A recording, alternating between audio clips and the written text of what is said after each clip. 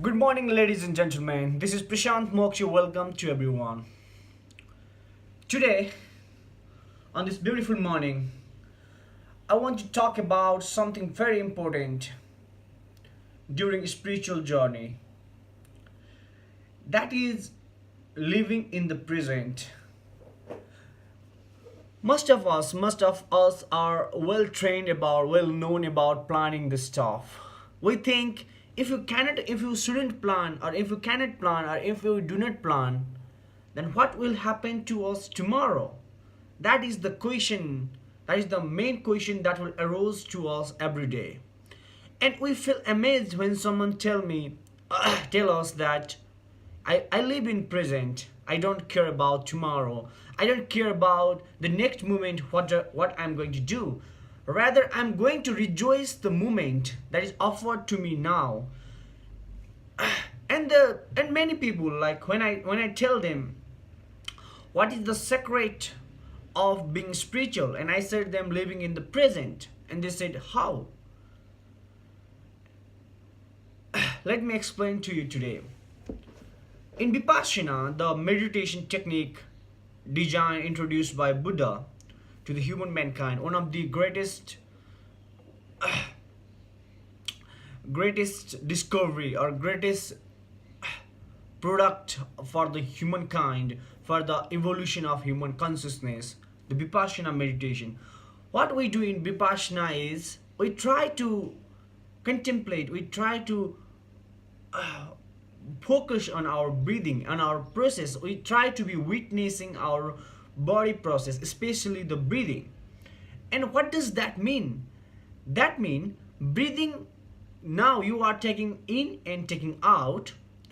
What Buddha was trying to do by the Vipassana through being witness to the breathing is, when you witness your breathing being a third person, or being a witness to yourself, to the phenomena of your body, at that time what happens is you try to understand the meaning, you try to understand the importance of living in the present, because life is such uncertain that now you are breathing. If you cannot rejoice your breathing, if you cannot celebrate your breathing, or if you cannot focus, if you cannot realize that you are breathing now, then how it is possible that you can realize your future? Because every time future comes to you, they never comes as a future, they comes as a present. So if you miss now, if you miss this present moment,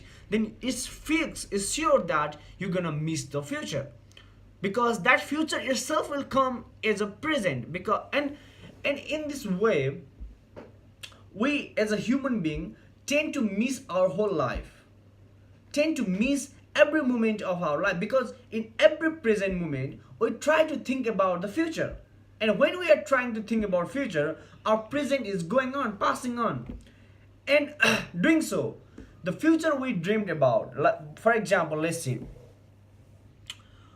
when we are studying in a college or university, we think about good job, we think about having a better job, better salary, better life after that. But when we pass our college degree or university degree, then we will get the job. And after we get the job, we think about how much money I can earn from this job, how what is my future, or in how many years I can have my own car, my own apartment, my house, or stuff like that. See what happens here. At university, you think about having better job, so you never focused on your current university life, so you missed your student life. And in that student life, you think about the future of having a better job. Now that future comes to the present, and at that time also you are thinking about the future, and in this way we die. So that is the reason that this vicious circle of never ending circle of life and death never becomes never come to focus in our mind, because we always tend to think, even if we die, we think about another life, and in another life, when another life come, we think about another life. So this vicious circle, our this is the like way of our clever mind. Our mind is operating very cleverly here. You have to understand this. What this mind is doing here is it is try to make you engage in something coming, because in how our conscious mind operates is, when there is hope, when there is some hope, then it get pleasure. And when you try to imagine about the future, when you try to imagine about upcoming days, then your mind become engaged, and it can dream of it, can glorify it. But that's not your reality, because now your reality is your present. And you, if you are missing this present, then that's for sure that when that future comes as a present, at that time also you will miss. And in a whole pattern, in a whole way, you are going to miss your life. And you came to like, in this process you've been here for many hundreds of lives, but still you haven't recognized that you are trapped in a vicious circle, you are trapped in a circular way. Once you go there, you come again back to the process. So we need to understand this. Either you, I always tell the people, either you understand now, or you may understand some years, some life back, or hundreds of life back. But that is the reality of your life. That is the reality of your human existence. And why? Not other animal, only human being has given the, only God has, or nature has given this wisdom to human being is to come from, to get jolted, to get somehow recognize this fact that we are in a vicious circle of this hope or future, and life and death, by which life and death.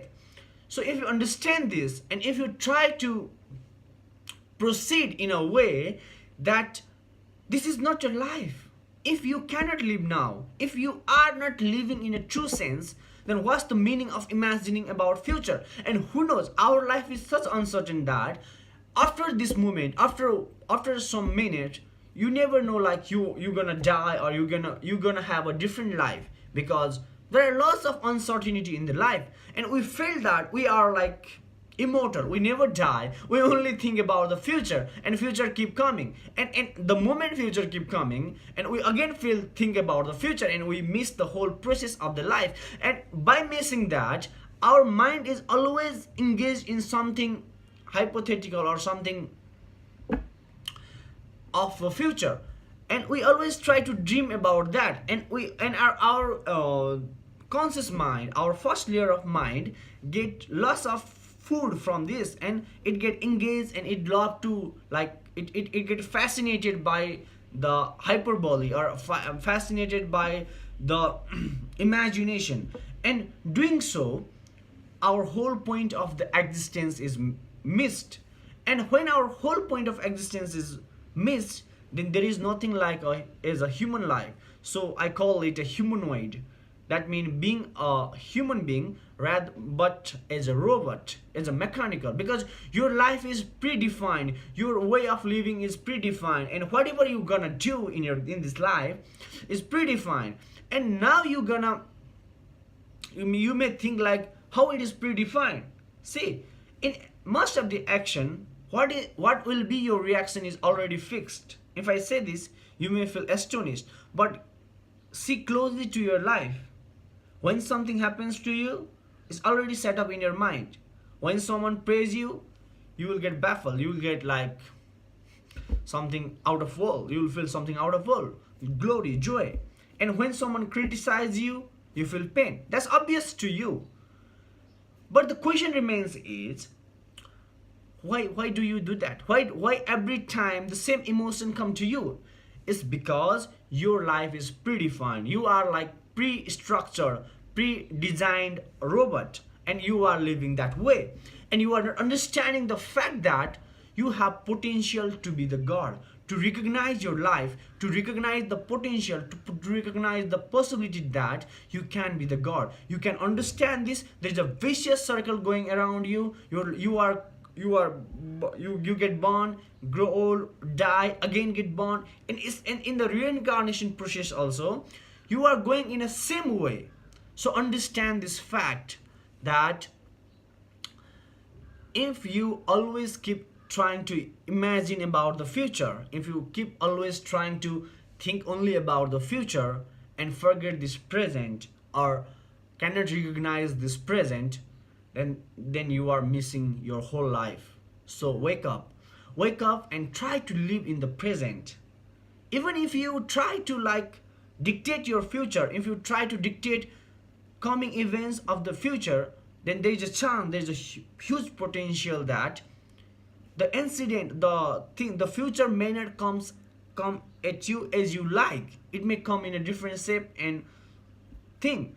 So if you learn to live in the present, then however the future will come, that you will also accept in the same lovely, same passionate, same compassionate way, and you will have a better, you will have a blissful, more blissful life. So that's the point, that's the major point, and that is the secret of being spiritual. If you want to be a spiritual, try to learn in a present, and every meditation technique is centered on this fact, centered on this ideology, that how to enable, how to make people recognize that they are in a trap of this vicious circle, and pull them out of the trap and try to train them to learn to live in the present. That's the whole process of meditation. Every technique of meditation are focused on this basic ideology. So if you are doing meditation, keep doing, and if you are not, then start doing, and try to live, try to rejoice, try to enjoy the present that is offered to you. You never know how the future will come to you. If you and start from a small thing. That's the truth, that is fact, that you cannot transcend in a single jump and like live like a spiritual, enlightened or something human being. Yeah, it takes time, but you need to train your mind, you need to make puppet to your mind and give it the information that I don't want to live in this way of hyperbole, in this way of imagination, but I want to live in the fact, in the reality, and in the realism of the life. If you do so, if you train your mind in this way, later on your mind become trained, and it also itself will try to enjoy in the present moment. And if you start doing that, then your spiritual evolution happens. That's easy. It's not, people say like spirituality is so complex thing. No, it's not. Spirituality is one of the simplest way of living, because being spiritual is your true nature, and living in the present is the secret of being spiritual. Thank you for watching my video.